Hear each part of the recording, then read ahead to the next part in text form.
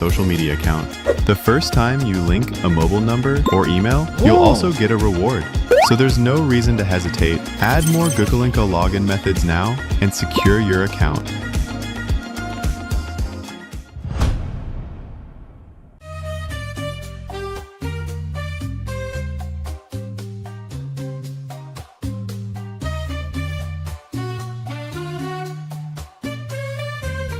Welcome to Metro Royale Advanced Tips.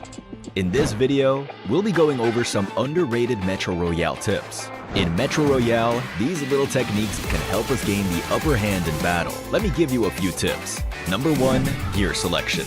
When you're short on Metro cash, you should prioritize high-quality ammo over a high-quality firearm, because in battle, the damage output of a high-quality firearm paired with low-quality ammo is lower than that of a low-quality firearm paired with high-quality ammo. Number 2, target boss weaknesses. Some Metro Royale bosses have weaknesses, such as the bosses at Missile Silo and Armory Outpost on the Arctic Base, Advanced Map. They carry 2 liquid nitrogen tanks on their back. Destroying these tanks stuns them, making them easier to defeat. Number 3, tactical mines. As you all know, approaching a tactical mine will set off an explosion that blinds you or unleashes poison. However, if you discover an enemy tactical mine in advance, you can fire at it to destroy it. On the other hand, when it comes to using tactical mines, you want to place them where the enemy is guaranteed to walk. Even if they discover the mine, the shot they fire to destroy the mine will alert you of their approach. Number 4, minecart tip. When using a minecart solo, the fastest speed you can reach is 43 kilometers per hour. When you have a teammate with you, you can ride the minecart together and achieve even higher speeds. Number 5, climbing tip. If you're ambushed by enemies while climbing a ladder, tap the jump button to land back on the ground for a quick retaliation and avoid getting caught out mid-climb. Metro Royale has even more secrets, such as destructible lights, which can dim the environment. There's still much more to discover. That's all for this Metro Royale guide. See you next time.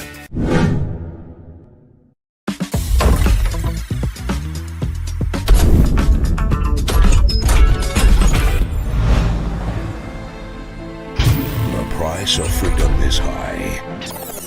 Sorry. This line needs more drama, more tragedy. It needs... The price of freedom is high, but it's a price I'm willing to pay. Get the airdrop! Charge! Sorry.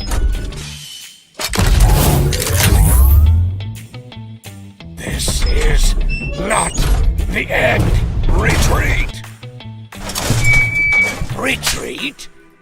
How disappointing! It's gonna cut the Lord! Excellent work! I am Optimus Prime. You're ready to fight for our future. Form up on me! You are a fool, Optimus. You are either with me or against me. I am Megatron, leader of the Decepticons. This ends now, Megatron. One shall stand, one shall fall.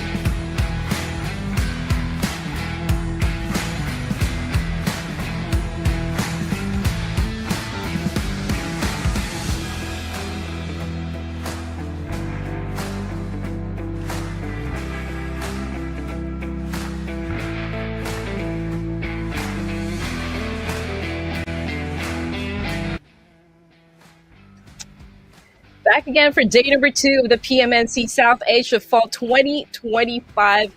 Welcome, ladies and gents. So, day 1 did not disappoint. It was a full-on high-octane PUBG mobile action, but today we are gonna push for some more. This is Red Queen Annie alongside Annie, your casters for the PMNC 2025 South Asia Fall. How are you, Annie? I'm really good, and I just peeked into the day 1 stream yesterday, and I just saw the standings for the last game. So it's once again Tribe Aramasi smacked at number 1, just like in the playoffs. So these guys pretty much powerhouse, if I say so myself. I mean, they're not dominating just this tournament. They also dominate the previous tournaments and the smaller scrims every now and then. And of course, Bloods officials at number 2. This is pretty much a repeat of the playoffs. So that's pretty interesting. And right now, well, that was day number 1. That was 5 maps yesterday. So we're going to have 5 maps again today. It's just day number 2, and there will still be day number 3 tomorrow for the last chance for these teams to come up and like see who's gonna get the championships. But yeah, this is pretty much fun. I'm really excited to see how the teams are gonna play off right now. I'm really excited as well, happy to be here. So yeah, you're absolutely right. Yesterday, Tribe, Bloods Official, Nepex, and even DRS, they were actually showing no hesitation at all when it comes to obliterating anyone who stands in their way. For today, I do expect the teams to kind of double down on their momentum in taking the lead on this, especially that those teams that are on the podium, consistency will be put to test here. Execution should be flawless, and it could be a victory moment, for some of the teams, and it can also be catastrophic for some. So I guess, I don't know, we'll just have to wait and see. Absolutely. So day number 2, not much pressure, unlike tomorrow, but still they have to put a lot of efforts into putting their name up on the leaderboards. Tribe Aramasi, we're seeing the consistency, not just from just yesterday, still the playoffs, that's a lot of consistency coming in. And also Bloods officials consistently at number 2. But this time, the gaps between the two isn't that much, significant. So there is a chance that there might be some dethroning in the leaderboards later on. But of course, it's something that we're gonna be finding out later on. And yeah, this is the event calendar. We're done with the playoffs, and now we are in the grand finals. August 16 is day 2, and tomorrow will be the grand finals, day number 3. And well, yeah, we've been here. It's been a long way, It's been day number 6 of this grand finals, of this PMNC South Asia Fall 2025. And well, it's been a ride, Red Queen. It's been a ride. It's a brutal grand finals. You know what? 3 days worth of action. Is it going to be enough? You keep mentioning Tribe RMAC. Where do we even begin describing this team? They're making everyone feel their firepower. Ending the day at the top, just like the playoffs. It was back-to-back winner chicken dinner for day 1 and 2, and their supremacy, kind of exploded. Still 5 matches down yesterday, but we could probably see a plot twist happen somewhere in between. We don't know, but right now Tribe is undeniably the biggest threat in the battlefield. So this is the event format, ladies and gents. Just as we mentioned, we are now on to day number 2 of the grand finals, and you can see whoever tops this tournament, the top 1 and 2 will secure a slot at the PMSL. Absolutely. And yeah, this is once again the point system. Winner chicken dinner does get 10 points, second place with 6 points, third place with 5 points, fourth place with 4 points, fifth place with 3 points, sixth place with 2 points, 7 to 8 get 1 point each, and 9 to 16th will not get any placement points. And each elimination, by the way, is also 1 point. And this is the beautiful prize pool distribution. If you made it to the grand finals, you already have guaranteed $100. And so that's pretty much, that's pretty cool. But yeah, what's cooler is the 2,500 sitting at the champions with a runner-up, of course, 1,500, and second runner-up with 1,000. So pretty generous prize pool, and we're all at it, trying to get as much money as possible from this tournament. You're absolutely right. Everyone gets to keep something, and that is what makes this tournament wonderful. But the lion's share, the megalodon, which is 2,500 US dollars, will be received by the top placer. And speaking of being at the top, Tribe Aramasi still at 60 points, but again, we already said this. It's not really that much of a gap just yet. We got Bloods officials coming in at second, DRS at third, Nepix Esports. These are your top four, ladies and gents. We are eager to see if those teams at the bottom currently will have some sort of resurgence, coming in for day number 2. What do you think, Annie? Yeah, I mean, 60 points for Tribe Aramasi. That's our rank number 1. So, several good games in a row from any of these lower ranking teams, it might change their standings in the overall leaderboards. So with that, other than that, actually, I just noticed, yes, Tribe Aramasi, not much of a big gap between them and Bloods officials. So there's one good game with Bloods officials, they might dethrone Tribe Aramasi. But on the other hand, number 2 and number 3 is a dangerously close as well. It's just a 1-point gap. But yes, of course, this is the top 5 eliminators. We have Nepex Precious. And number 2 is ASC. This Tribe Aramasi's Rig. And number 3, DRS is Killer YT. Number 4 with DRS is Example. And number 5 with Tribe Aramasi's Tricks. So, pretty new name with Precious. Also, I haven't seen this in the playoffs, so I'm glad to see it. So Nepex is suddenly shooting themselves up in the leaderboards as well as the top 5 eliminators. You know what? It takes a lot of hard work, to be even included in the top 5 eliminators for a tournament, for an official tournament. I had an interview with Federalis, so he used to play for Harami Bros, but then transferred to Bigatron. And it's like, peeking inside, his brain. And it was absolutely amazing. He made a solid choice, to go all in as a professional esports player. And we talked about what it takes to be, one of the greats. And he talked about respect, discipline, and mindset. I think these are the ingredients, for any successful esports player. And we just have to give recognition to those players who really does stand out, from any tournament. Absolutely. I mean, Federalis is a big name, and if he said that, I'm taking it for his word, because I actually also met another pro player, Cree. He also said he sacrificed a lot for PUBG. It's also an esports player, sacrificed a lot. That's including his schooling as well, his education. So there's a lot of sacrifice to be had, a lot of discipline, a lot of training. So all these players, we're talking about 4 players or more each team, plus how many teams going into each tournament. There's a lot of players that put a lot of heart, a lot of blood, a lot of sweat, a lot of tears into PUBG, and we're just all at it, just watching the passion, seeing this unfold in the PMNC, and maybe even in the bigger stages later on. It's just absolutely crazy to watch. And we also have to mention, Tribe Aramasi, their former teammates, now rivals. And of course, the hunger, to prove who really owns South Asia scene. Of course, DRS, the real soldiers. Their silent confidence, I can say, shouts the loudest right now. I mean, even if they are currently at number 4th place, I feel like their confidence is showing us just how unshaken they are, unfazed from the supremacy being shown by Tribe at the moment. They're just a few steps behind and just really waiting for that right opportunity to kind of explode. So I can say the same pretty much for Nepex and Bloods official as well. Obviously, they are part of the top 4 in the overalls. Maintaining the pace, though, that is what concerns me. Absolutely. And well, it is a close battle, especially with the top 4 teams. And you said that DRS and Tribe Aramasi, I guess there's like a 10-point gap more or less. So it's a close game. That's not even like half of a winner chicken dinner plus the eliminations. One really good game and we can see an overtake, and well, we're all at it. And there's still 10 more maps to go for this grand final, so a lot of things can still happen. So with that, it's something that we're going to be looking forward later on, because I mean, it's hot in this 2025 PMNC. it's there's a lot of tension, there's a lot of pressure, and I am so excited to see how this will all conclude later on.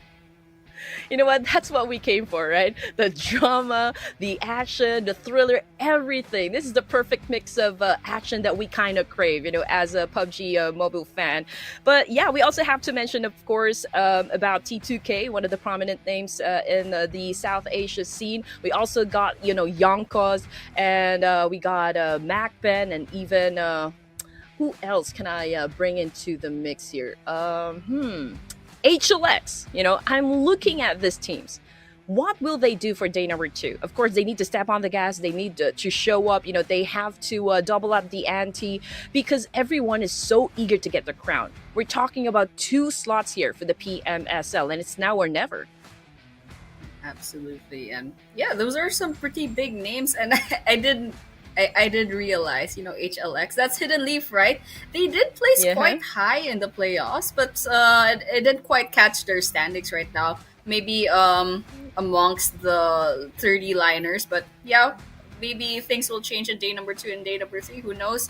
But then again, basing it off of the playoffs, they weren't that consistent either. I mean, they were really good in the first few days, and then all of a sudden they kind of like fell off in the last few days. But then again, you know what? Maybe it's all in the mindset. Maybe the scheduling. Maybe the fatigue was there. Let's just see what happens, because all we can see as viewers and as casters are pretty much how they perform in the game. We don't know like the story behind them. But and again, you know what? That's something we'll never find out. We have like 16 teams to worry about. So with that, well, we just have to wait and see. Yeah, absolutely right. There really is a lot of random elements that we have to consider. Of course, you need to be proactive. You need to shake it off. When you came, from a bad game. Again, being able to adapt to everything, right? And to be prepared to any eventuality that's going to happen inside the battlefield. I guess that what makes a team very great. But I'm also checking, like, they've already had the chance to go through the first broadcast yesterday, so maybe they were able to go back to the drawing board. Something is not working out right. You have to talk about it with the rest of the team. You have to come up with a plan on how to dominate, because the only goal right here is to be at the top. But how are you going to do that? That is the challenge for all the teams that we have in the lobby, and we're talking about just 3 days worth of action. So it's not really a marathon. This is a sprint. Absolutely. And you're right about that, actually. There's 3 days for this, but then again, it's also a race to the leaderboards and trying to get as high as possible in the rankings. And yeah, you mentioned that the day number 1, going back to the drawing board, and they have an opportunity to do just that because, well, the games are streamed and they can study pretty much their opponents. So that's actually one thing. Also depends on the team. If they like doing that, they like doing VOD reviews on their performances and try to see what's working and what's not, and then changing up their strategy later on. And well, if things worked out in day number 1, they don't have to change it. But then again, also they have to watch out for the other teams that might bring out something else on the table. But then, well, that's all said and done. We're gonna be moving on to our first map for today. This is Erangel for our day number 2. We're going west to east this time on the flight path. Man, the map sequence that we have for this tournament is absolutely going to test how adaptable the teams are. Consistency will be checked if it's really working out for them. I am expecting some changes in terms of like how they approach each situation in the game. Yesterday, the first Erangel showed us at least 3 teams drop around the south part area of Erangel, so I do wonder if that's going to be the same thing. And of course, those teams that plans to drop around the middle part of Erangel, those are the teams that consider themselves to be like a high caliber team. They're very confident with their skills and they're not afraid to engage in any battle right in between, because mind you, stage number 1 is where everyone else will be heading towards your direction as we get closer to the end zone.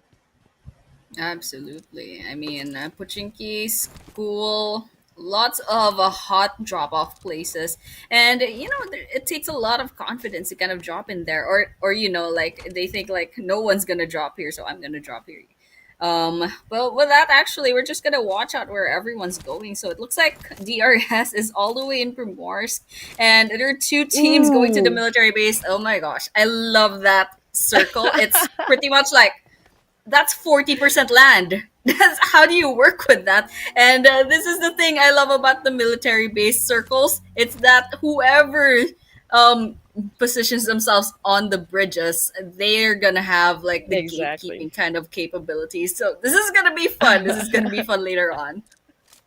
I think every caster, they really get excited, whenever the circle lands in the south part area of Erangel, because you're right, you're absolutely right. There are two bridges, so basically those are the choke points, right?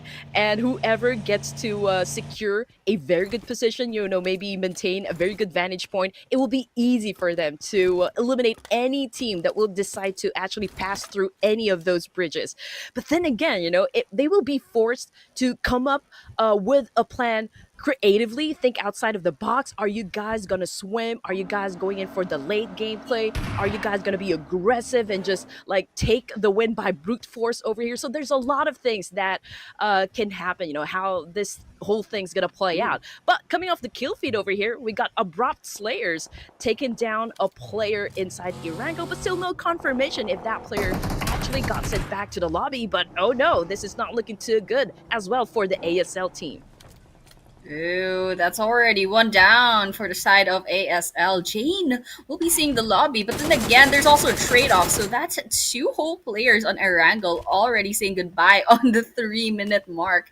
And well, we're all for it, but still, it's quite unfortunate. Okay, Nave putting some sprays on against another team. I can't quite see who that is. I believe that's HLX. So there's a third party, Nave, the third party against these two teams, and we're just seeing a lot of smokes, but nothing popping up in the kill feed. So I guess HLX can get away for now. Yep, we got a road rage going on in here. But I think the player survived, or if not, maybe that was a player from ASL, because I'm looking at the right side of the screen over here, and they already have two casualties. HLX losing one member. We got a couple of players maybe bleeding out there in the open, but there's a chance for them to still, recover from this situation. Only one team that got sent back, or is it not? Okay, so we're looking at 15 teams in the lobby. So there is one team that is missing. Yeah, I actually thought Huh. I read the information wrong. I was like, okay, so there's only 15 teams. Okay, and then you mentioned that there are only 15 teams, so I suppose one team didn't join today. Okay, there we have it. Slayer Mm. rather, manages to finish off Chari from ASL, so that just means ASL is gonna be a one-man team. But take a look at HLX as well. That is a lot of health lost. So, well, they managed Hmm. to kind of heal themselves off, so it's fine. But then again, Abrupt Slayers, Gangsta, is running away from everyone else. I mean, it's a good thing they're already in the military base island, but, well, being the last person standing against like other teams that are still full score, it's gonna be a little bit hard for them for the rest of the game. Yep, and that is not how you want to start the game, right? I mean, we are just at stage one here, and your members are out. You're out there on your own, so you might be focusing on how to get those placement points, because firepower is not really exactly an option at the moment. So you need to focus on getting to the latter stages of the match. But it's a big risk, for HLX. I mean, they were able to get 3 points out of that clash, so I guess it's still good as long as they can maintain, like playing this game, managing teams with only three of their members. But then again, who knows? Again, we're just looking for those plot twists to happen, right? We still got a few minutes more before we transition into stage number two, and most of the teams we can see on the screen is still busy pillaging through towns and just replenishing, their backpacks to just make sure that they're going to be, having the advantage when they go into battle. Yeah, absolutely. Everyone's kind of just chilling out after those a few first early game engagements. So after that, well, pretty much everyone's kind of just going into their own corners around the wrangle, maybe looting the place up, maybe positioning themselves already, or finding ways on how to get to the military base, to the circle, because that circle is, well, oh, there's a lot of teams already in the island, so that's cool. So with that, I think it's gonna be really fun later on. And that circle is kind of unforgiving. There's a lot of water within that circle, so there's a 90% chance it's gonna close in somewhere in the southern island. But then again, we're gonna be worrying about the rest of the teams that are still on the northern part of the map. They're definitely gonna have to go get moving if they don't want to like be left behind by everyone else, because everyone's kind of just settling down in the military base at this point. They're looting the place up, and there's a lot of good loot in there, so they'll have to catch up later on. Yep, the harder the circle, the more fun it is for us, because we get to see a lot of Yeah, action absolutely. happen.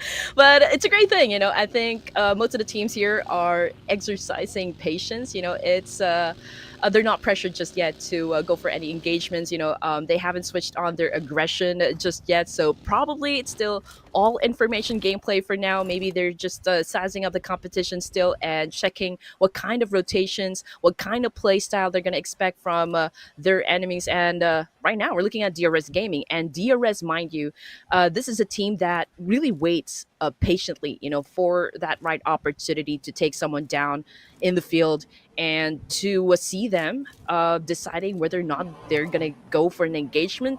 I think maybe, just maybe, they are, like halfway there, going for that aggression, but we're still waiting. They're not firing just yet, so as not to compromise their location. But this is a great vantage point, for example, right here. Yeah, I actually love their positions. They're kind of spread out around the map, but it's strategic. There's a scouter and there's the snipers and everything.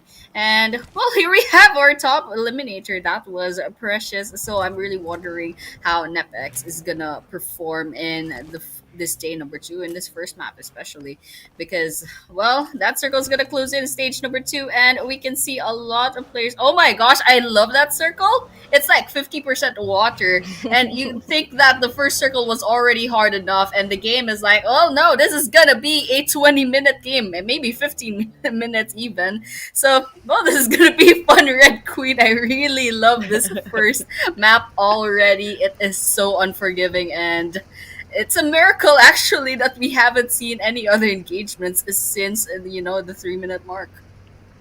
I love it. I am feeling the excitement coming from your voice. I am too, to be honest. But you're absolutely right. For Nepex, this is a different Nepex that we're seeing it compared to their performance during the playoffs. Right, they finished at 14th place, and I feel like, okay, we're not gonna show you guys just how powerful we can be, but come grand finals, oh, we're definitely gonna transform into the beasts that we are, and they're showing that right now. I mean, 50 points already in the bag here, and we got 5 matches for today. I'm pretty sure that they're gonna retaliate. But in the meantime, we're looking at real savages living up to their reputation. We got them scouting over SKD. They did get some damage done, but I don't think they're gonna be pushing through with the attack. Yep, we're seeing God actually, retreating from this place, and it's quite unfortunate that Gangsta is the last person of ASL and already got picked off. This man is just trying to live, and SKD bagged that one elimination on their side, and they're wiping out ASL completely. But it looks like the fun is gonna start. Looks like Mappen finds some moving vehicles, tries to put some bullets in, but is not gonna find any of the knocks or kills that they need. So well, they have something else to worry about. They need to get into that island, but no pressure. Still, it's a stage 2 circle, but they have to get moving sooner or later, because number one, they're missing out all the fun, and number two, they're gonna be wasting a lot of heals. But look at that, real savages are real savage. Ouch!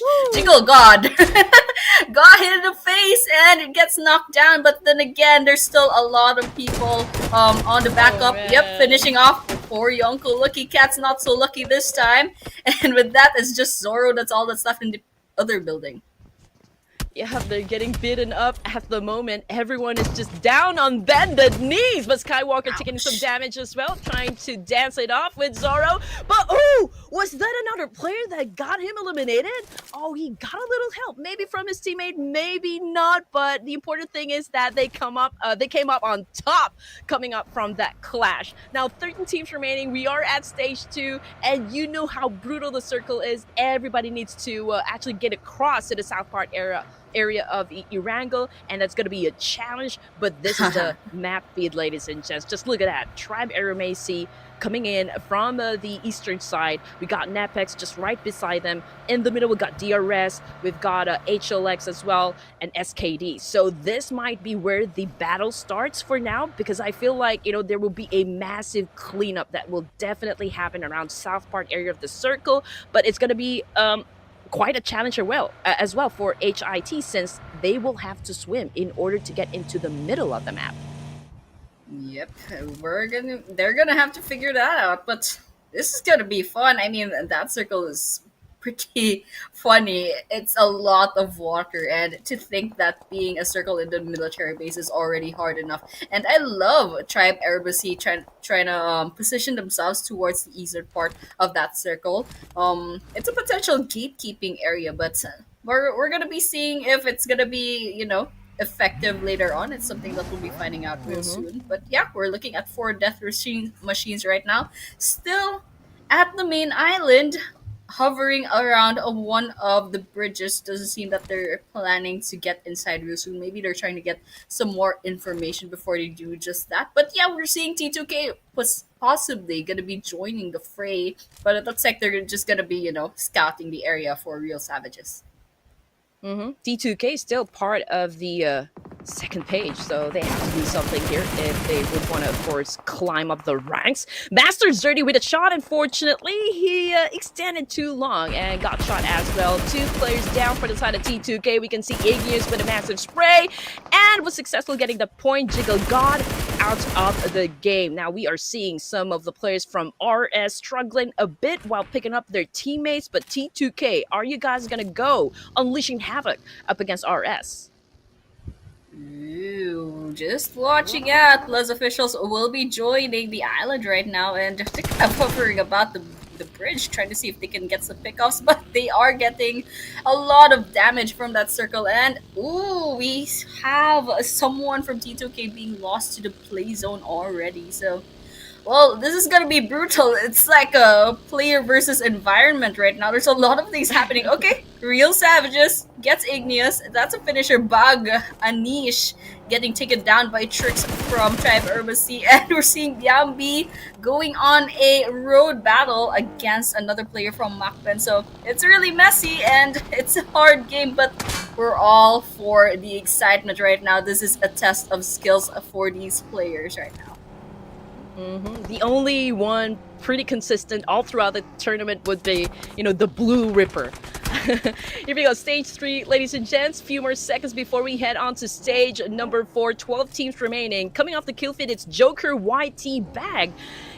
It looks like he just drowned and gave up. So another player gone, you know, from inside the battlefield. We're looking at HLX, and again, Liquid already taken out of the equation, but they do have a total of 3 elimination points in their pocket, but drop looted. Ooh, Precious is, of course, brave enough to loot that special package, but here we go, HLX, or HLE, rather.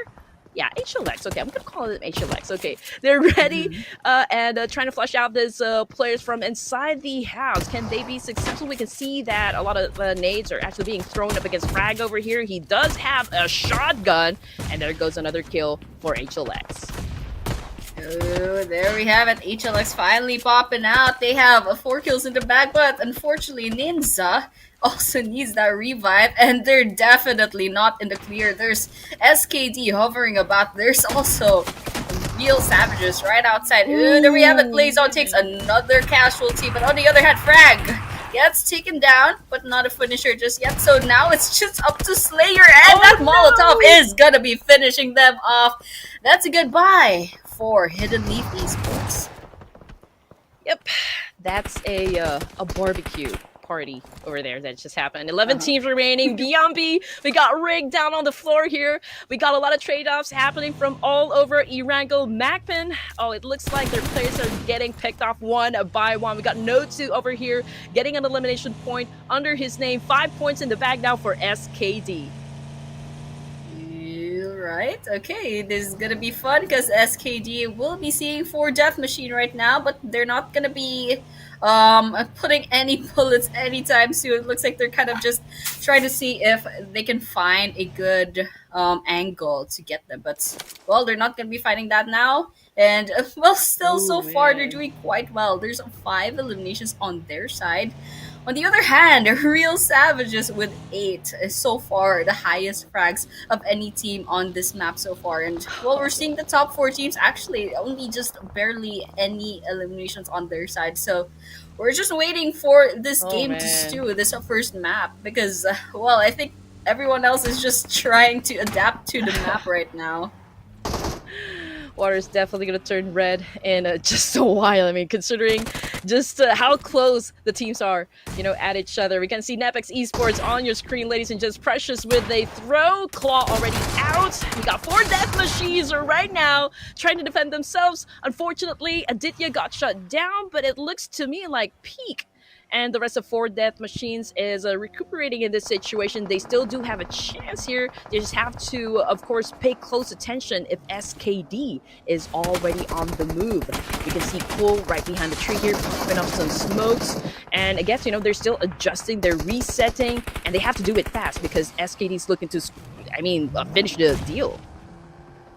Absolutely. We're just kind of watching how everyone's going about because Bloods versus AST somewhere out there in the map off cam, and BRS is also having SKD on their crosshairs. Oh, it's a bit messy in this place because there's 2 down at the side of Tribe Aramasi. It's up to Rig and Tricks at this point. Ooh, that's a lot of kills in such a slow amount of time. That's Bloods official saying goodbye, and that's a 4 whole eliminations on the side of AST, but unfortunately they lose 2 players as well. So, well, that's a trade-off. I don't know if it's a good thing or a bad thing, but they're definitely disadvantaged in terms of numbers right now.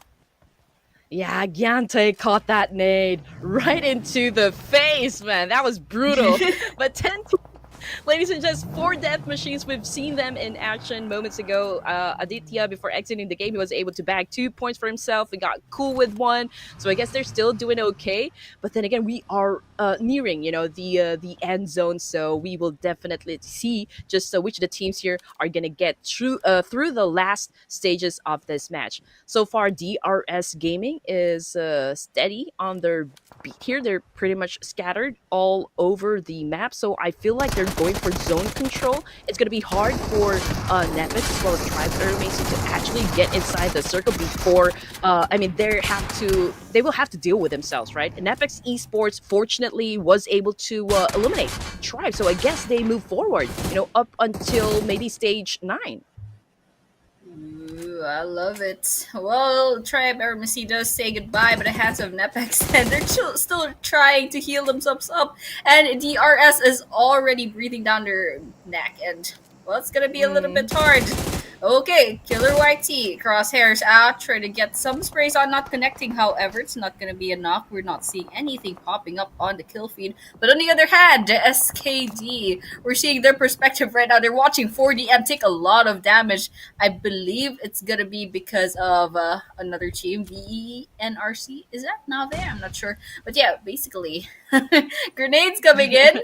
I don't know if 4DM knows that Pekka is there. They're worrying about another team, but on the other hand, grenades coming in, and they definitely have to worry about him now. Well, there's a lot of opportunity for DRS to score points. I mean, there are teams swimming right behind them, but then again, they will have to manage all of those teams right up in front of them in a 2-2 split. Can be disastrous, for DRS if they cannot really hold on to it. But anyway, we're looking at SKD Esports, and Mafia over here is trying to punish the boys of Nepex. I feel like Nepex a little bit vulnerable in terms of their position. I mean, they don't really have that much cover, so I don't think they're going to be, lasting long in this particular spot. But let's see what's going to happen. I mean, obviously, Mafia is not letting go of this one. He keeps on throwing a lot of nades, but what a shot coming from Domain. Accurately done. Nepex Esports still manages to counter. Ouch. But on the other hand, they will be saying goodbye, but not without a fight. They go down with 5 eliminations on their side. And on the other hand, SKD still comes up laughing. They still have 2 players standing with 1 needing that revive. And of course, DRS, a full squad, is smacked at number 2 right now. Killer YT on the vantage point sees another team nearby. Okay, Pekka is having a really good I mean, I don't know if this is a good place to be, but well, it's better than nothing. Well, Pekka, I don't know where everyone else from SKD is, but they're kind of hanging around and they're doing really well with 8 eliminations already. But on the other hand, Killer YT with those snipes, that's a domination on their side. And with that, well, I really love their positioning. DRS still a full squad and already getting 8 eliminations on their side by just staying in the same area, by the way, this whole time. This is the drama that I want. I don't know if you guys are following me on my Instagram, so I do have a poll ongoing right now in one of my stories. So I'm asking if you guys are gonna support DRS or Tribe Aramasi for the PMNC 2025 fall. So just let me know. Just let me know. And as you can see, back into the action over here, DRS has the biggest chance to score the chicken dinner for the first round. Tribe Aramasi had an early elimination, so DRS can set the tempo, for day number 2 of the grand finals. Let's see if they can actually follow through. Mafia goes down, courtesy of Lucifer. We got Jimmy on screen right here, going in for the charge, trying to get the job done. Goes in for the massive spray. Unfortunately, man, he is down on the floor. Lucifer making it, but Pekka sees the opportunity, and he just have to take it. But he needs to be careful, though, because DRS is just right up behind him. Okay, 1 versus 1, Pekka and Lucifer sidesteps, but in the end, it's Lucifer that's gonna be going down. Pekka quite low on health, so they gonna have to go ahead and heal themselves up real quickly because DRS is breathing down their necks. Grenades out, Cyclone, what are you gonna do? Pekka is trying to crawl away, but DRS has the resources to make that man-made red zone. But on the other hand, Yetta with the car taking a lot of damage. Oh my gosh, Pekka is actually surviving longer than I expected, and I mean, that's quite amazing. But and again, DRS, they're hungry for this kill and they're trying to hunt Pekka down. Oh man, SKD, even if they don't get the chicken dinner here, Annie, I mean, with the elimination points, oh man, that is still quite a massive performance, phenomenal even. But DRS right now looking to get that first chicken dinner. During the playoffs, I'm pretty sure they scored a back-to-back winner with the chicken dinner as well. So day 2 might be theirs. But we got a player knocked down on the ground. Pekka! Oh man! He got shot by DRS right in just the nick of time. And DRS right now dominating and hunting down that last player. So I guess, it's an obvious outcome right now, Annie.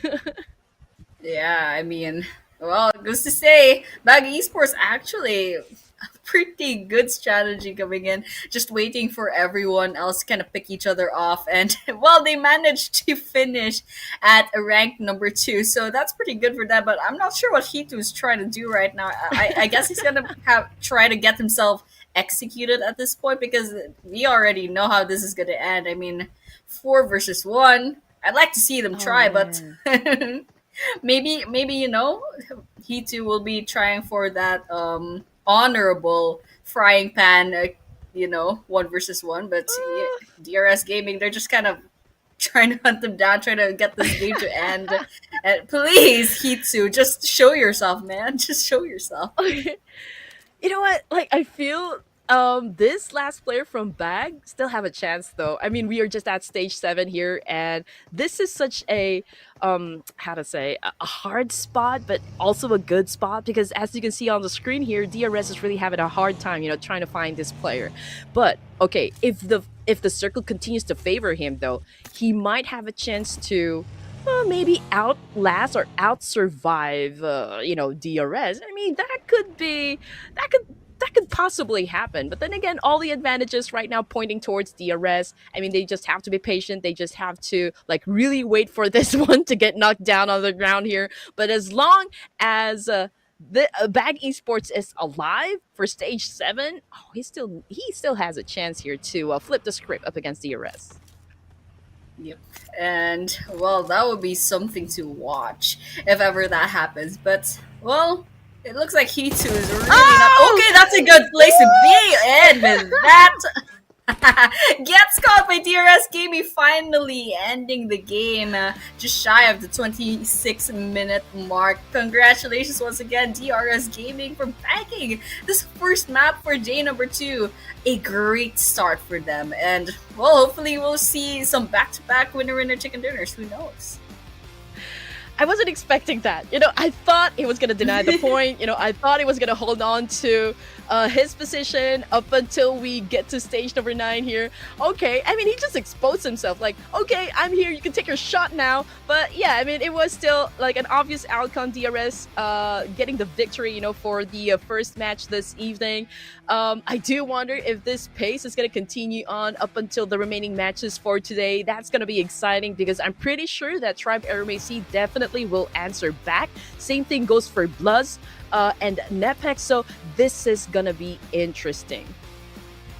Absolutely. I mean, the first map was already interesting enough, and that's a lot of the interesting parts of the map is because of the circle.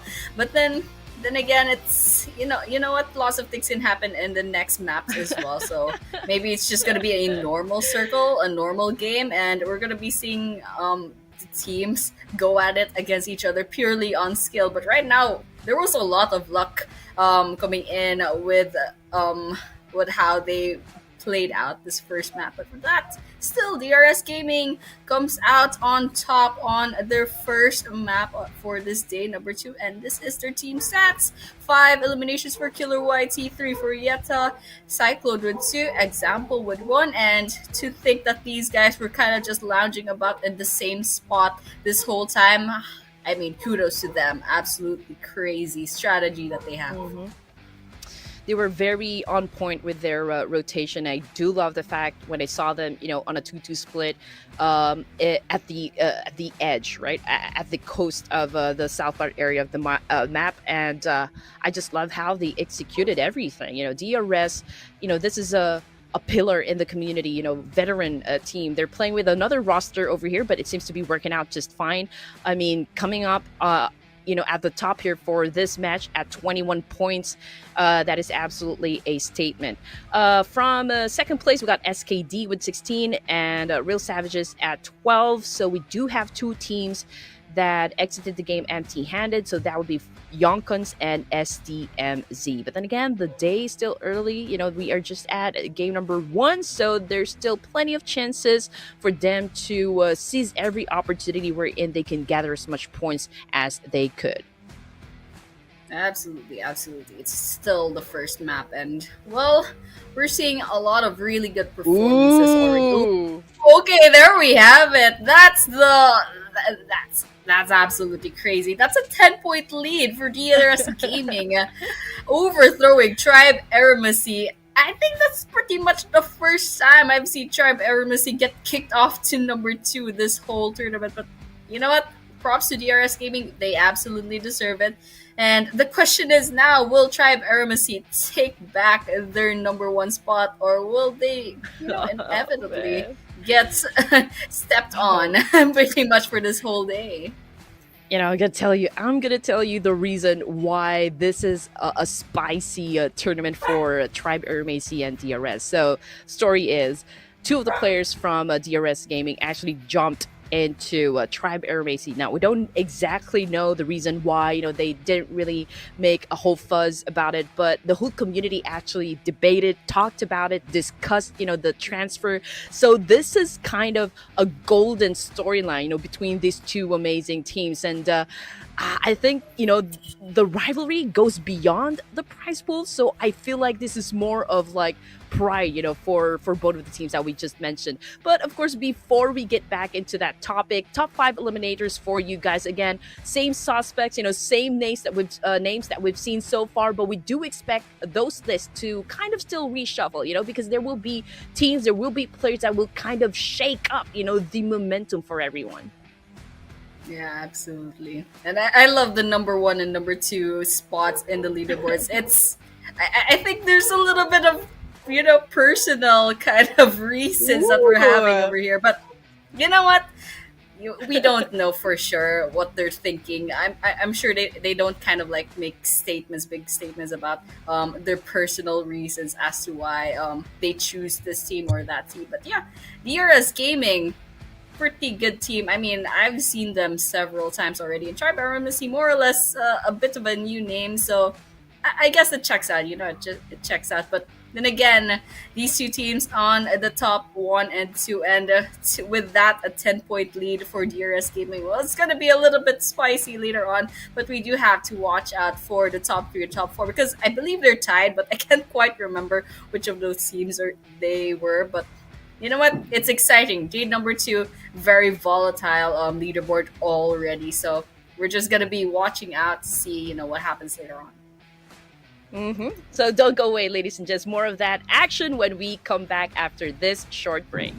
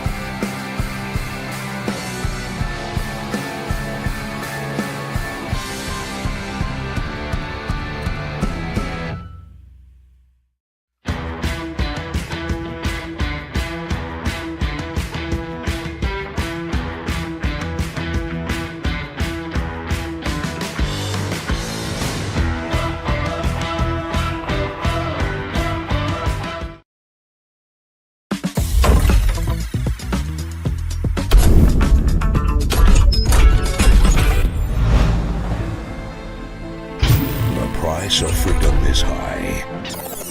Sorry. This line needs more drama, more tragedy. It needs... The price of freedom is high, but It's a price I'm willing to pay. Get the airdrop! Charge! Sorry. This is not the end. Retreat! Retreat? How disappointing. It's gonna cut a lot. Excellent work. I am Optimus Prime. If you're ready to fight for our future, form up on me. You are a fool, Optimus. You are either with me or against me. I am Megatron, leader of the Decepticons. This ends now, Megatron. One shall stand, one shall fall.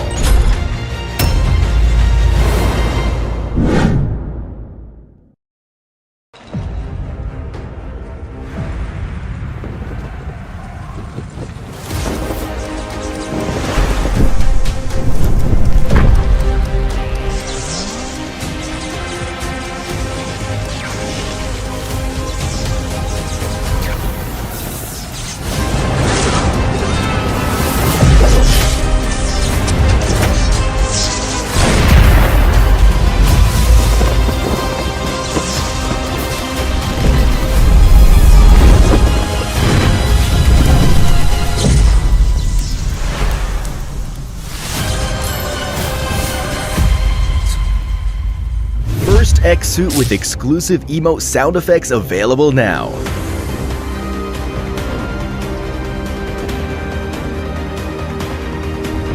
Matches the Dragonborn Wings glider, the first two-player glider. Valor's Requiem AWM arrives. The finish's exclusive Switch firearm animation and Inspect emote are sure to turn eyes on the battleground. Get the new Dravion X suit now. Event period, August 8th, 2025 through September 30th, 2025.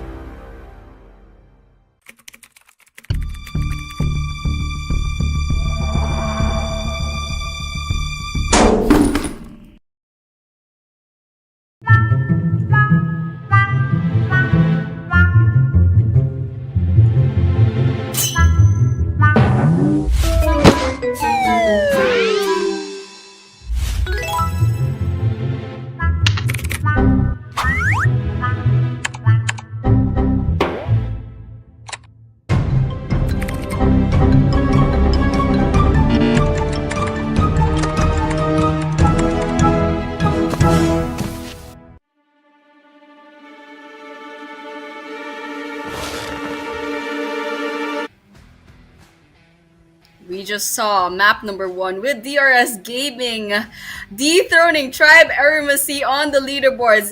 This is absolutely crazy. It's a hot leaderboards right now, and well, we're still in day number 2 and we just saw map number 1, so lots of things can still happen in the next 9 maps to witness. Once again, this is 2025 PMNC South Asia Fall, and we are your casters. My name is Annie, and Red Queen is with me. So, Red Queen, what did you think about that first game?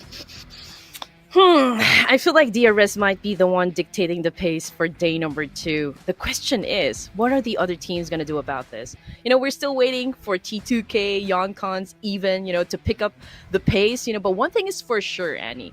All the actions we are witnessing so far is keeping us at the edge of our seats. Yes, absolutely. I mean, I'm on the edge of my seat, definitely, because that leaderboard is shifting out a lot. And, well, I wasn't expecting DRS to not only overtake Tribe Eremacy, but put a 10-point lead against them all of a sudden. But yeah, that was Irangle, our match number 1. We will be seeing a match number 2 in Miramar. Well, it's a pretty dragging map if you ask me, but well, it's also fun in its own way. It's a little bit charming, but personally, I don't really like it, But yeah, we'll have to endure it. We have to endure the lack of foliage, the lack of green, all desert, a lot of buildings, 5-floor buildings, 10-floor buildings, I don't know, and a lot of elevations, a lot of snipes, but Miramar is gonna be testing a lot of skills from these players, getting those vehicles on, getting those snipers on, positionings. Lots of things can happen, and hopefully, it's gonna be a little bit more forgiving than our first Erangel Mm-hmm. map. Yep, that's what it makes this map sequence very hard. Consistency is really going to be tested here.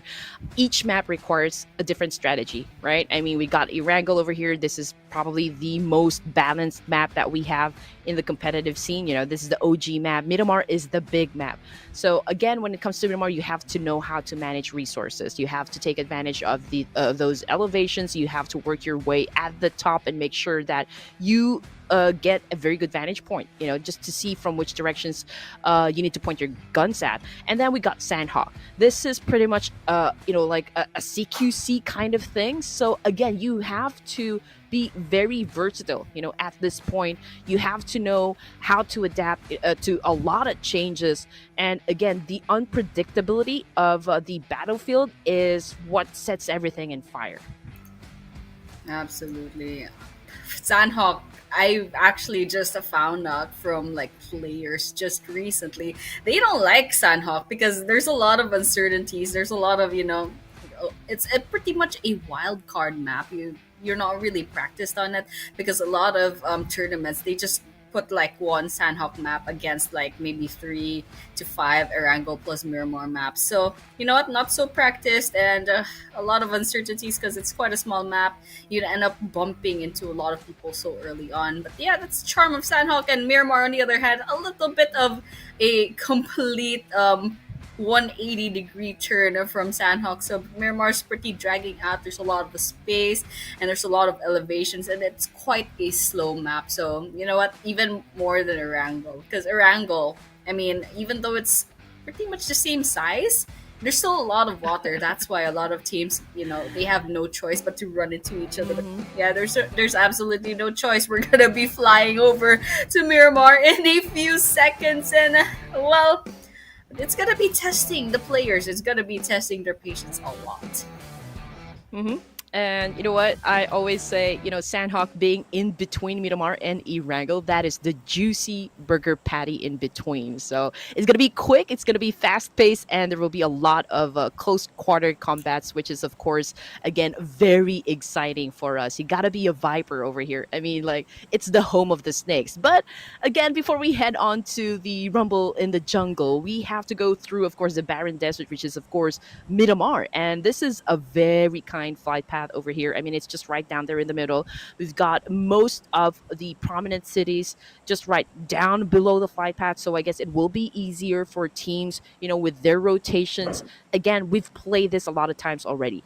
I mean, their location, their drop spots, it's no longer a secret. So you've got to anticipate. You have to make a decision. Okay, um, how do I adapt to this? What I mean, like, how am I going to challenge up this team? What kind of rotation am I going to do? So again, being the IGL, sometimes I feel like it's the most underrated job because you're the one giving the structure, and if you're the one breaking into pressure over here, that could mean disastrous, for the rest of the team. So hopefully we don't see anything like that. But I'm pretty sure the pressure is. I mean, slowly creeping in since we're all already at day number 2 of the grand finals, and this is the time for them to actually cement and fortify, their position in the overall ranking. Absolutely. It's their second to their last day of the grand final. So they have to put a lot of effort into this. But yeah, then again, we're going to be seeing our first circle. It's going to be closing in towards the southwestern side. There's a lot of teams that landed just outside of it. So you know what? It might be a good thing. It might be a bad thing. But then again, we're just going to be patient. We can go ahead and get those vehicles in. That's pretty much what Miramar is all about.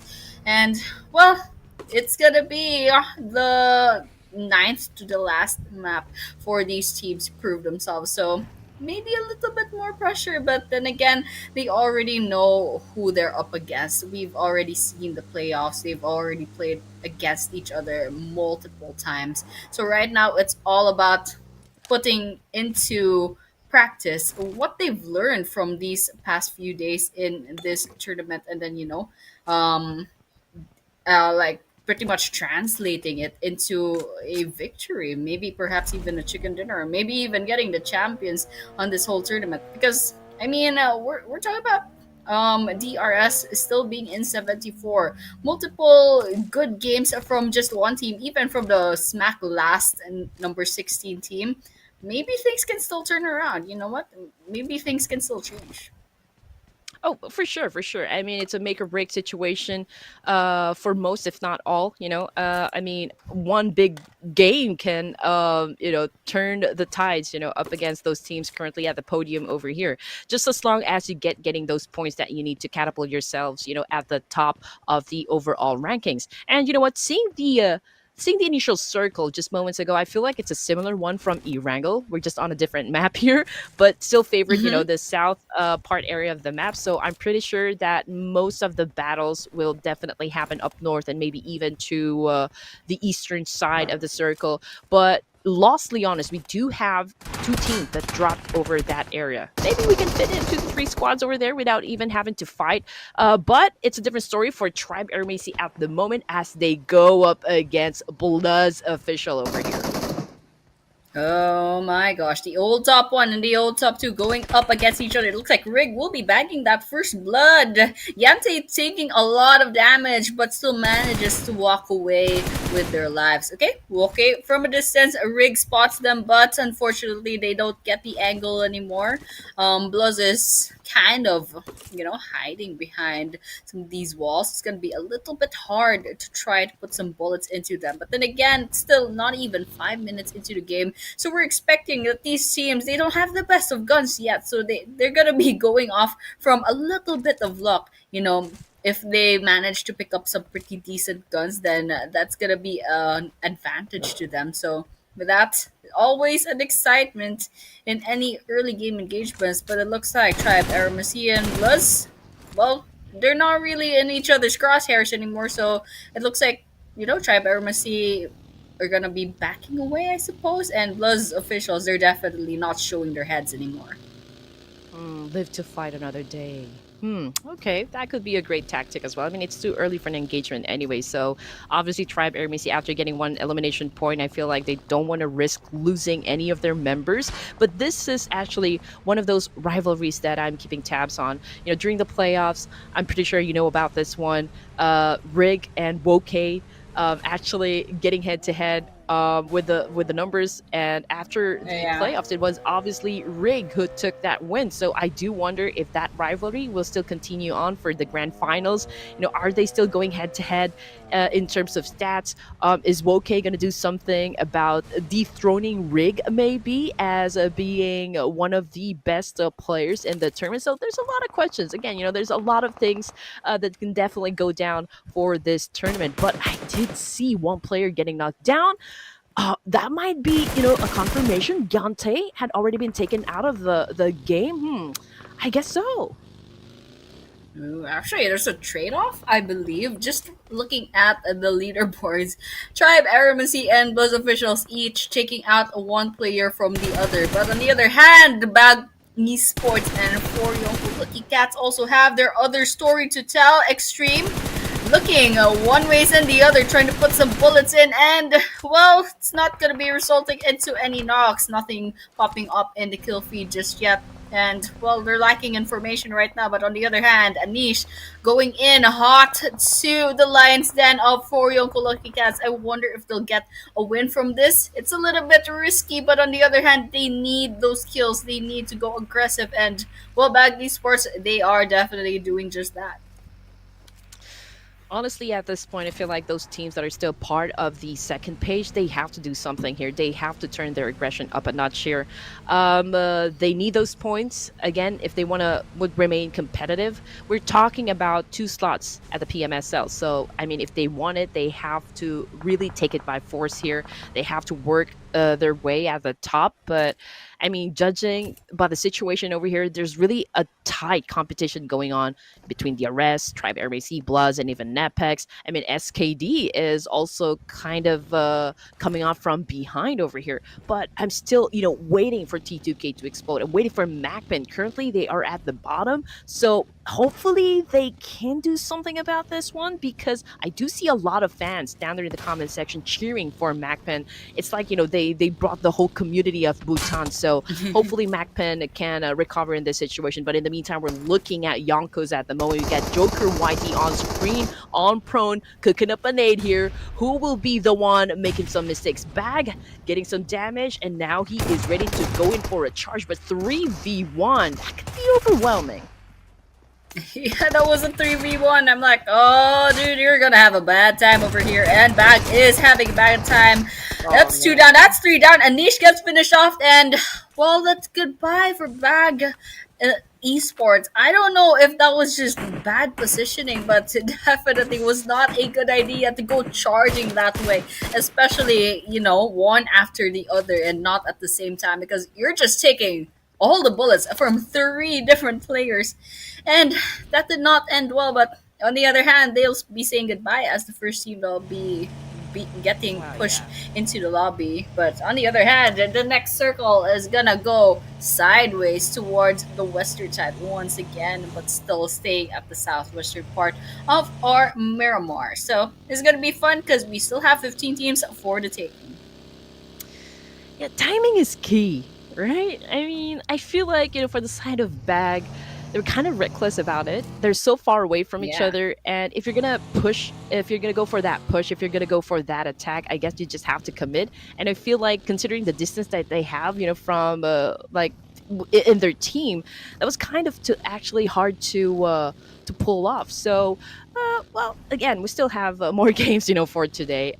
Definitely, they can make up for that loss later on. They just have to again discuss about what went wrong in this situation. But Joker getting some job done. That's Ninja taken out of the game here. So I guess they already suffered one casualty, but we still have a total of 15 teams here for stage 2.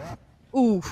Oh, sure. The question is, how long will it stay 15 teams? Because for DM, I'm not a big fan of their position right now. They're all the way at the valley, and there's a lot of people kind of looking down upon them from the elevations. But on the other hand, we're also seeing Abrupt Slayers versus Hidden Leaf Esports. Hidden Leaf, they have the house to their advantage, but on the other hand, Abrupt Slayers, they're here for some blood. But on the other hand, we're seeing lots of things happening in the kill feed. Chari inside this building. HLX quite low on health. Ooh, Slayer gets sprayed down. That goes to see with Frag as well. That's a 2 eliminations on the side of Abrupt Slayers. Potentially a third. Liquid getting away with that car, but unfortunately, well, I don't know if he's gonna survive this because Joker is still out there. Spots the car, puts a lot of bullets, but unfortunately, it's not gonna be taking any damage. They brought down the pain, man. That was a great execution coming from the team. The kill feed, however, it's Dila. We got Aditya as well, knocked down on the ground here. Killmonger, the only active member right now for Death Machine. So he must be sweating bullets at the moment. I mean, how can you defend and still make it happen for the team on your own? I mean, let's see what kind of maneuver he's ready to show us, but not exactly good for him as he just got eliminated for DM. Second team to be taken out of Miramar. Ouch, that's gonna hurt. I really thought that Killmonger could have survived a little bit longer, but the fact that there's a lot of teams hovering about, hearing all those bullets, definitely attracted, the third parties and the fourth parties. But on the other hand, SDMZ with 4 eliminations on their side already. Let's see if they can cook up this winner chicken dinner potentially. They're a pretty interesting team. They're a pretty good team, but on the other hand, they're still quite far away in terms on the leaderboard. So let's just watch them. But on the other hand, we're seeing, well, that circle is gonna close in, and it looks like Macman, I believe, lost a few players on their hand. T2K getting those sprays on. Macpen is gonna take a lot of damage on their side, but on the other hand, they probably found their footing. They're not taking damage anymore. They're not seeing anything popping up on the kill feeds, but T2K does not stop them. Igneous with the sniper guns spots Yeti from a distance, but unfortunately, they're gonna have to go ahead and regroup and find another good positioning to get Macpen on this rate.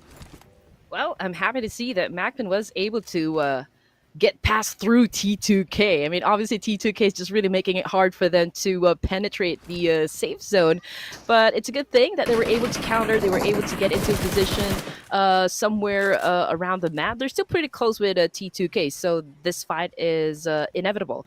I can probably say as well that Yonkun will be diving into this mix eventually, as they will come from outside of the zone. But then again, let's see just who will be winning the fight in a three-way battle, because one of the teams definitely will be sandwiched in between, and that could be a little hard to manage. But as for T2K, ADU's already bagged a point for himself, and MacPen, they are at a deficit over here, obviously because they already lost a little bit of their firepower. Yeah, absolutely. And a little bit of a numbers disadvantage as well. But on the other hand, T2K, they're not stopping. They're still camping about, trying to see if they can get some more information. But on the other hand, Real Savages might be joining the fight right now because, I mean, still zero eliminations. So they probably still have the rest of the resource. But on the other hand, we're seeing something happening. T2K against one hit. Omega loses their lives. That's the second elimination on the side of T2K Esports. But looking at that mini map, well, it's not going to be easy for anyone at this rate. You can just put 2 bullets in, and well, you're going to be attracting third parties, fourth parties, fifth parties. There's a whole mix of squads nearby, and we're talking about a stage 3 circle over here with 14 teams. It's gonna be a little bit hard, but on the other hand, Oh, ASL's man. Joker finds one from MacPen. That's a knock, but not a confirmation just yet. And this is what we mentioned a while ago, Yonkun joining the party. And right now, T2K is down in the middle. So it could be hard, to manage teams surrounding you. You just have to pay attention to all directions. So that could be really hard. You have to grow a pair of eyes at the back of your heads just to make sure that you see everything that is happening around you.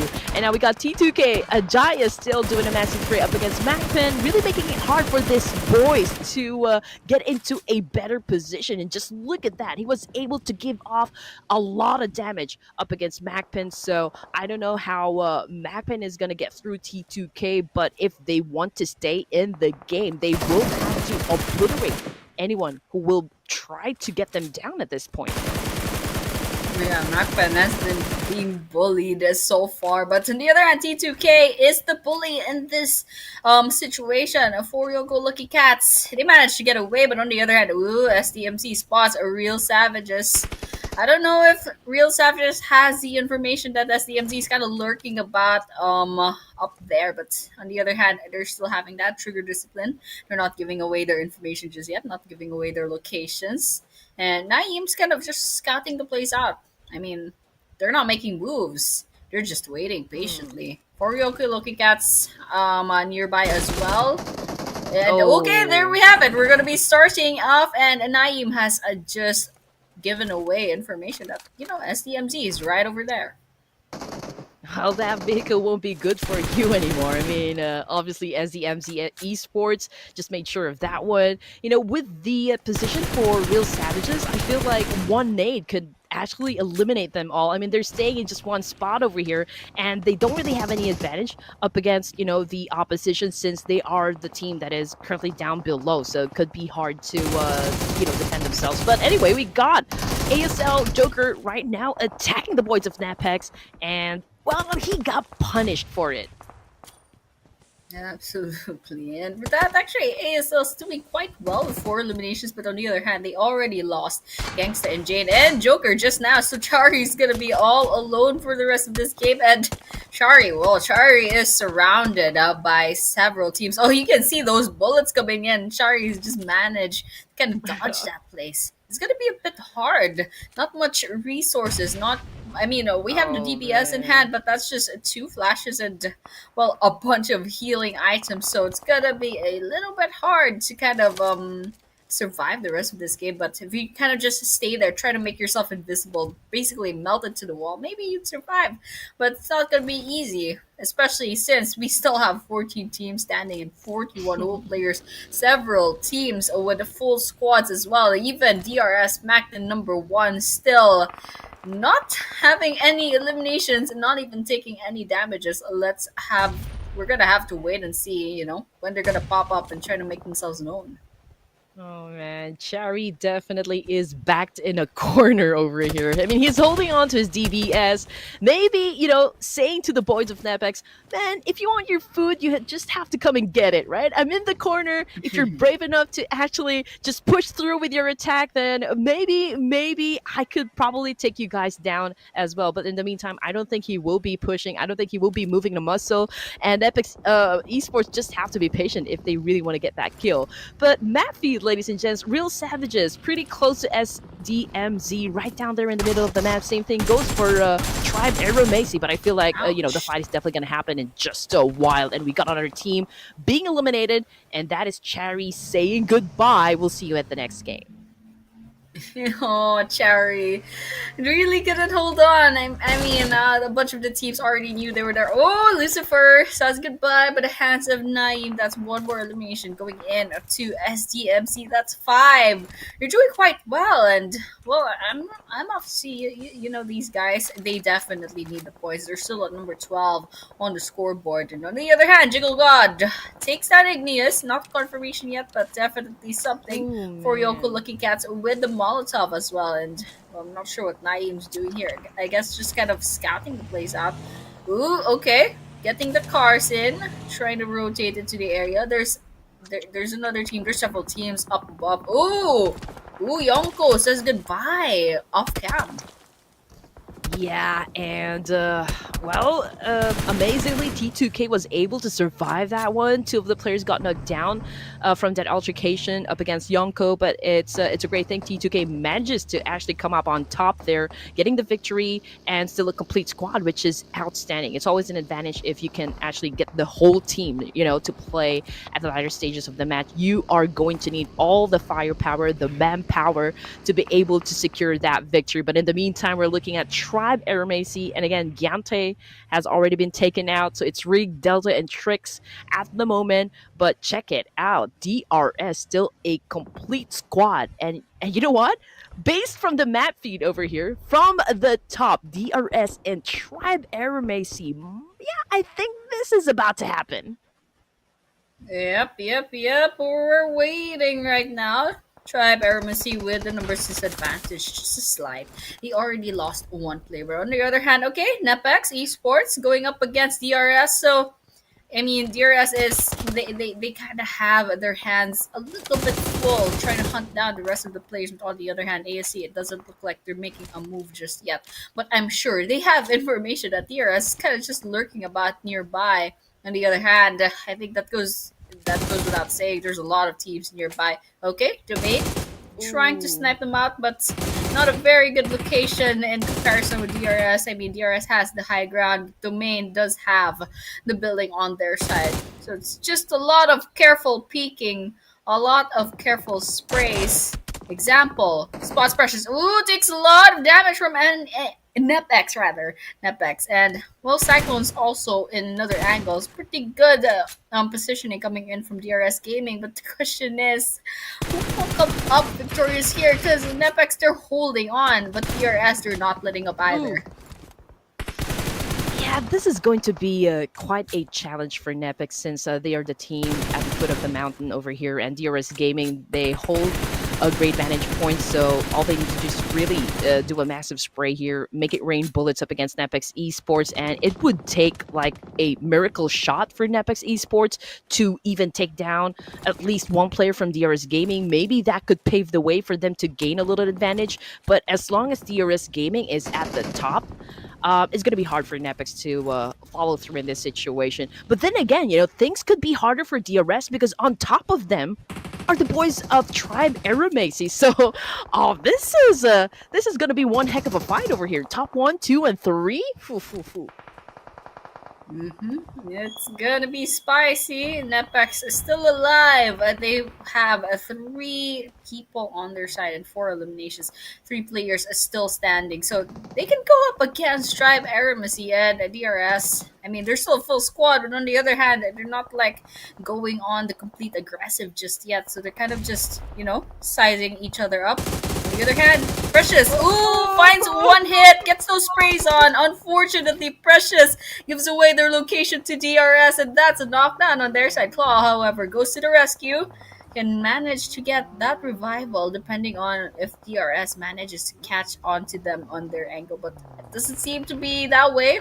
DRS hovering about, they spot I believe one hit and they're trying to get some kills on, but unfortunately nothing's popping up on the kill feed, so I guess they can't find the angle that they need. We do see some grenades coming in from Real Savages. Oh yeah, that takes a lot of damage. Domain gets them down. And that's a finisher as well. Oh, Domain gets a taste of their own medicine with Assemble. Oh, it's a give and take. Jeez. Oh my gosh, there's a lot of things happening. DRS all of a sudden down to one last player. Killer Whitey, what are you gonna do at this rate? I don't know. I can already feel the panic, from Oh. Whitey's side. Oh, I don't know what happened with DRS Gaming, but that was one heck of a Ouch. fight that was given to us by Nepex. They were able to turn the tables. Obviously, the odds are against them, but they were able to punish the boys of DRS, taking them out without a single elimination point. Jeez. DRS all of a sudden. I believe it was just like Nepex and AST both finding information about DRS. And DRS, they didn't do anything about it. They held their ground and, well, they got punished for it. Even saying goodbye with 0 eliminations. AST getting the last laugh with 3 eliminations on their side. Oh man, that was a crazy last few seconds. I didn't actually get everything. I was just like, oh, they go down. Oh, that's a trade-off. Oh, everyone's dead in DRS, but it's not over just yet. Claw versus Trix. Oh, Trix falls from the side of Tribe Aramacy. That is, well, oh my gosh. This is gonna be a knockout. Rig, you're the last person standing. Oh, Nepex. One hit. Oh, one hit. Claw is going berserk at the moment, man. He is insane in the battlefield right now. I mean, obviously, Nepex took care of business up against DRS, and I mean, what is happening? Tribe Aramis, it took a big damage from Claw. Yeah, that was crazy.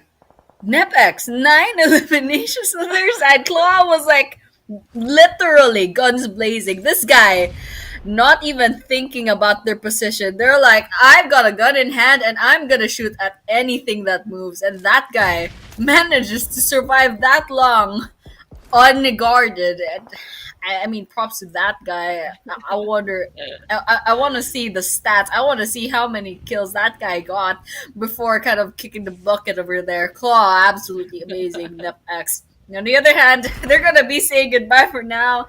Unfortunately, not that much placement points to get away with that. But well, Aramacy's still alive. They have an opportunity to kind of climb up against DRS right now. Whew, okay, that was a lot. That was a lot to take in. But DRS already out, Nepex already out. Tribe Aramacy, well, they have a chance, of course, to get that second chicken dinner. Unfortunately, they're down to 2 of their players. They lost a chance, from the first game to get that chicken dinner. So maybe, just maybe, they have something. They have a surprise for us, towards the end of this round. But anyway, T2K right now receiving some wrath, coming from Real Savages at the moment. And, well, the odds are not exactly on their side as well, but perhaps, they could pull off something like what Nepex did just moments ago. That would be exciting. But as for Tribe Aramacy, they're struggling a bit, obviously, because, most of the teams right now are pretty close to where they are, and they are outnumbered. Absolutely. Absolutely outnumbered. Because there's still several teams with the full squad. Okay, we have it. Ajaya gets one from side of one hit, and that's actually a full squad wipeout. The one hit had their last member say goodbye by the hands of T2K. And again, T2K, these guys are on fire as well. That's 10 points. Shooting themselves up all the way in the leaderboards. That's definitely going to help them. And there's still placement points to be had. But on the other hand, still, 6 teams, 17 players, and we're 27 minutes into the game. That's quite surprising, actually, the survival rate Hmm. of these players. And to think that we're already in the stage 8 circles, quite a surprise. Yeah, I mean, this is the T2K I know. Trained to kill, man. Stepping on the gas here with a double digit elimination points now at stage 8. Oh, this can be crazy. They could even, like, maybe get the chicken dinner for this round. I mean, they do have a complete squad, so that's the best chance there is. But we also have to consider, of course, Real Savages. They already have 2 elimination points. They are still complete, so they're the two teams that could probably bag the chicken dinner. But looking at the position at the moment, everyone is at the edge of the circle over here. Nobody wants to get right down there in the middle. But Rig right now taking in some damage. Oh, with the vehicle, man, he went down, and T2K was prepared for them, and Tribe RMAC right now eliminated. Well, it's a decent amount of placement points. I mean, not really. Still going down as the sixth team. But on the other hand, SDMZ, Haiti, spots Axie from Bluz, but can't manage to finish him off. Okay, Igneous. Oh, they probably stole that knockdown, but the question is now who will get this kill? Haiti's taking damage from somewhere out there, from another angle. But on the other hand, yeah, just kind of like keeping our eyes peeled right now. With 5 teams and 12 players left standing. We're in a stage 8 circle. Very soon, we're going to be seeing a stage 9. And, well, it's packed inside this circle. It's going to be really fun. But on the other hand, the question is now, who will get the chicken dinner? Because it looks like it's RS, Real Savages, that has the numbers advantage right now. Okay, let's see what's going to happen at the moment. Right now, it's a standoff, between these 5 teams. We can see a lot of smokes getting popped off at the moment. We got SDMZ9 taking a hit coming from Woke. And Woke, man, on bended knees as well, bleeding out there in the open, taking some shots. We got Igneous right on the screen, getting some action. 12 points in the bag for T2K, man. They are on fire. Absolutely. Okay. Real Sav just Jiggle God throwing that grenade to SKD. This is the last person standing on SKD, and that guy, great survivability. But T2K is on fire right now. I'm just wondering, will this be their chicken dinner? Will this be their game changer for the tournament? Okay. Grenades cooking up. SDMZ. Ooh, Agent 27 falls from the hands of one player from T2K. So that they're considering, they're continuing their onslaught. But on the other hand, SDMZ finally says goodbye, and now we're down to 3 teams. T2K is still alive. SKD, last person standing. Ooh, down inside of T2K, and SDMZ. No! I mean, one. Oh my gosh. Okay, Jiggle God. Jiggle God. One more bullet, and with that. That's absolutely crazy. Real Savages gets that winner chicken dinner for map number 2, for day number 2. Congratulations. Chicken dinner denied for Trade to Kill. Man, they were on the momentum. They were on fire. They were on a killing streak. Everyone's just trigger happy. That's a double-digit elimination points, but unfortunately, they were not able to secure that chicken dinner. That could be the cherry on top, but it was the Real Savages who ended this round at the top, getting the crown in Miramar. So that was a nail-biting experience, I can say. Real Savages played their cards right. They were patient and just waited for T2K to kind of expose themselves. They came from below, so it was really hard, to get into position. It was really hard for the side of T2K to even get to the top there without really reeling in some, like a lot of action just to maintain the pace. But we have to give recognition where recognition is due. Of course, RS taking that a win is absolutely top notch. Yeah, absolutely. I mean, they did have numbers advantage, and they definitely did not put it to waste. And well, T2K was a great opponent to be had, and in the end, they definitely deserved that win. The angles, the timing of Real Savages putting their names up on the scoreboard with 6 eliminations and the winner chicken dinner. So with that, 2 eliminations going into Skywalker, Jiggle God with 2, Biambe with 1, and a Goto with 1 as well, and a decent amount of damage dealt for each of these teams. Oh wait, Biambe Dada with 611 damage dealt and only 1 unleashes. That is so unfair. But on the other hand, they won the chicken dinner, so that's what matters. They have a lot of points on their side for this match number 2. So yeah, once again, congratulations to our winner chicken dinner winners for match number 2. I mean, it was a long ride, but in the end, they won, and that's what matters. The force is strong. When it comes to Skywalker over here, I do wonder if he is the type of Skywalker who will be a Jedi, or will he turn into a Sith, for today's matchups. But anyway, that is a show of power coming from Real Savages.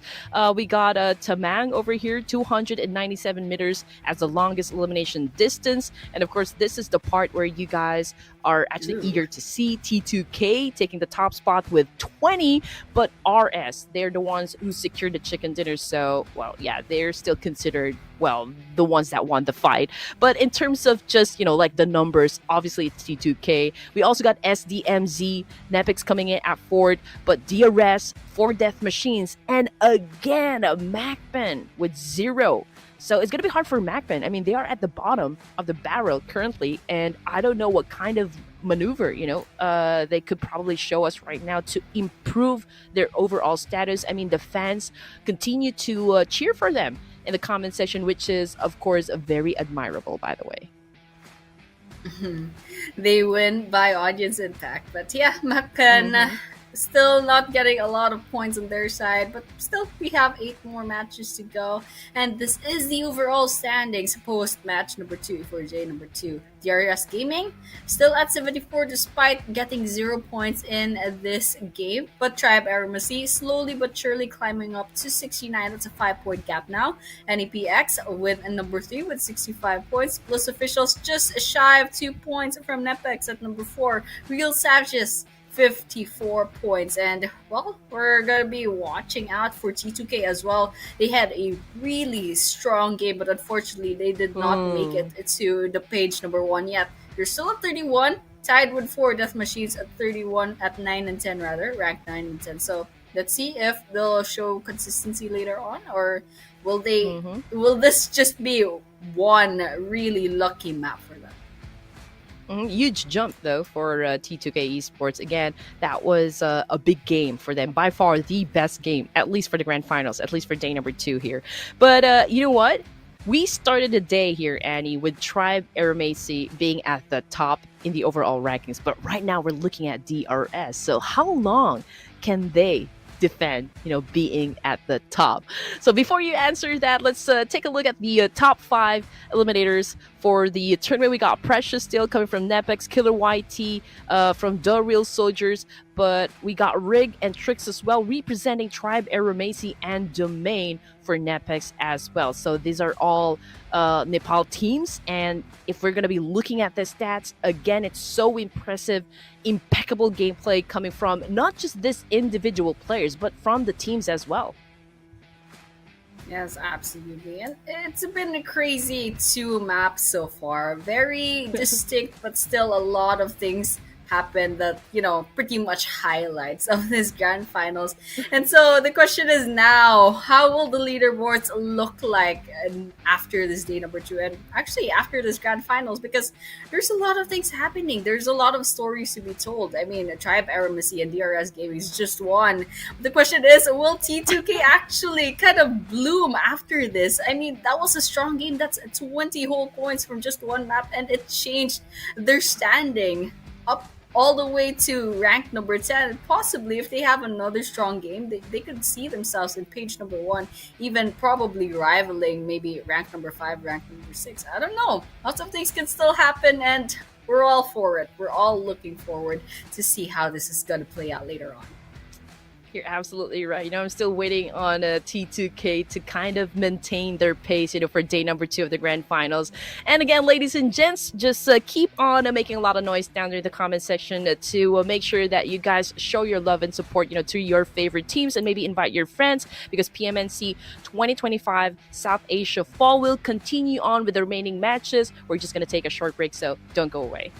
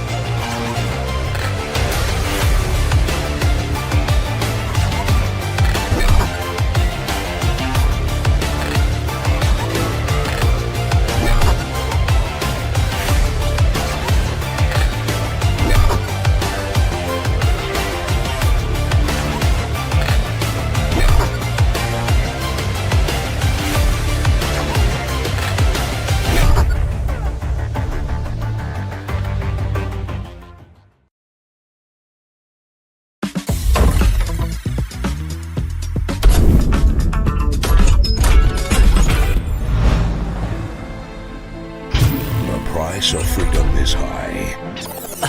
Sorry. This line needs more drama, more tragedy. It needs. The price of freedom is high, but it's a price I'm willing to pay. Get the airdrop! Charge! Sorry.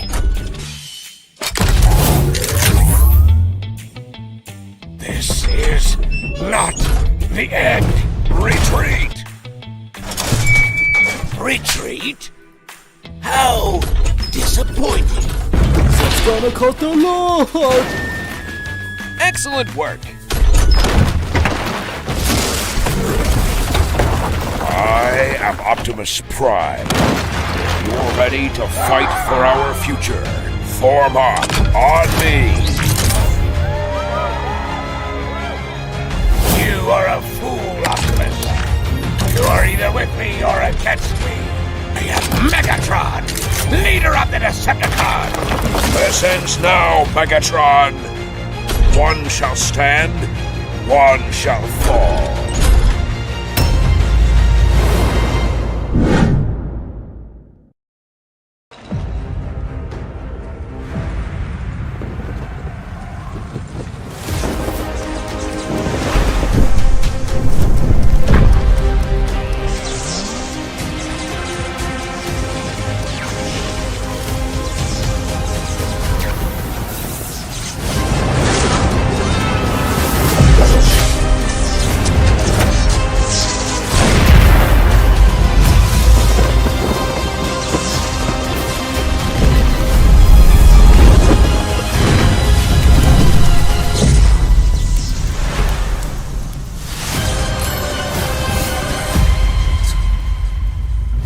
X suit with exclusive emote sound effects available now.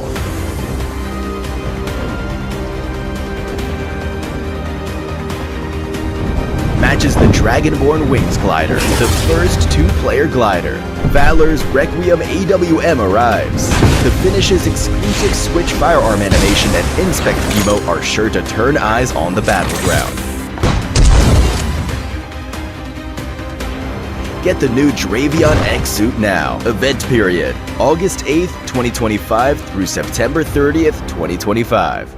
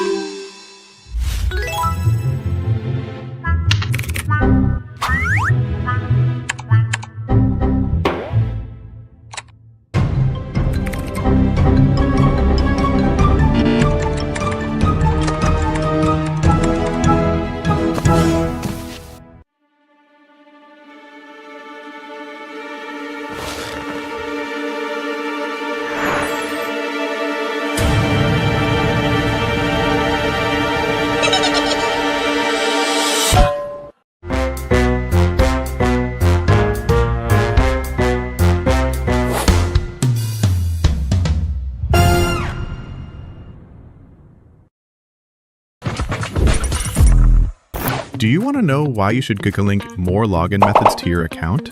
If your designated login method stops working or your social media account gets hacked, you won't be able to log into the game and could even lose your game account entirely. However, if you have both a social media account and mobile number linked at the same time, that gives you an alternate login method, which also lets you remove the hacked Google social media account immediately. To keep your account secure, please link a mobile number and email address in addition to your social media account. The first time you link a mobile number or email, you'll also get a reward.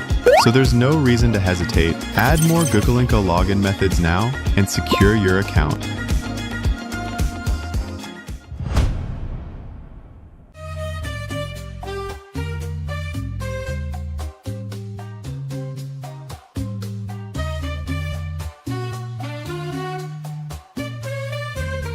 Welcome to Metro Royale Advanced Tips.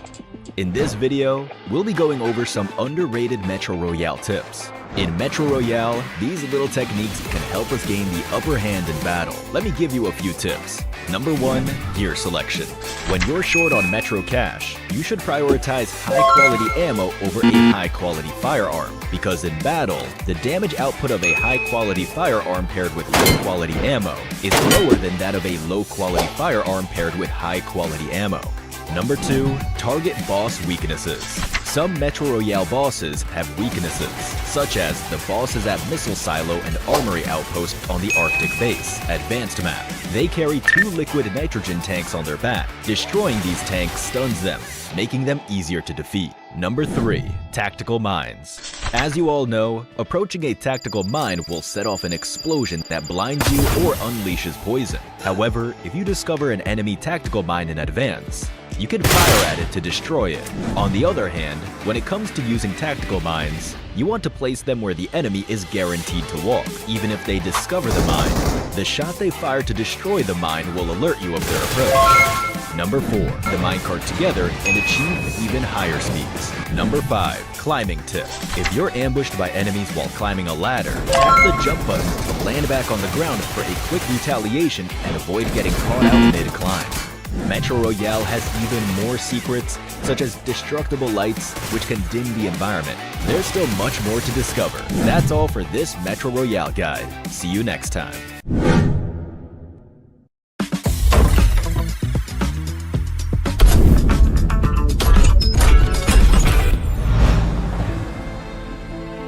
The price of freedom is high. Sorry. This line needs more drama, more tragedy. It needs... The price of freedom is high, but it's a price I'm willing to pay. Get the airdrop! Charge! Sorry. This is not the end. Retreat! Retreat? How disappointing! It's gonna cut the Lord! Excellent work! I am Optimus Prime. If you're ready to fight for our future, form up on me! You are a fool, Optimus. You are either with me or against me. I am Megatron, leader of the Decepticons. This ends now, Megatron. One shall stand, one shall fall.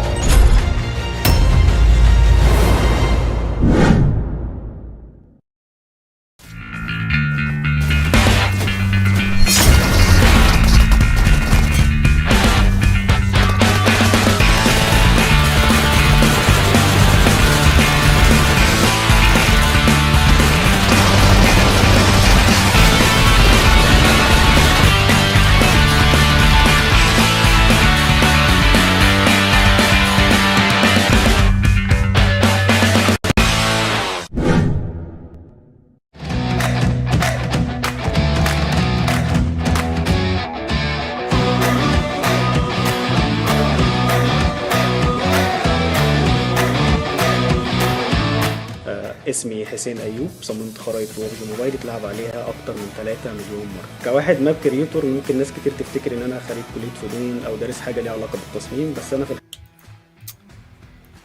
Well, we are definitely enjoying all the action so far from the first 2 games. We are already halfway through, ladies and gents. Everybody is racing to get to the top spot. So welcome back to the PMNC South Asia Fall 2025.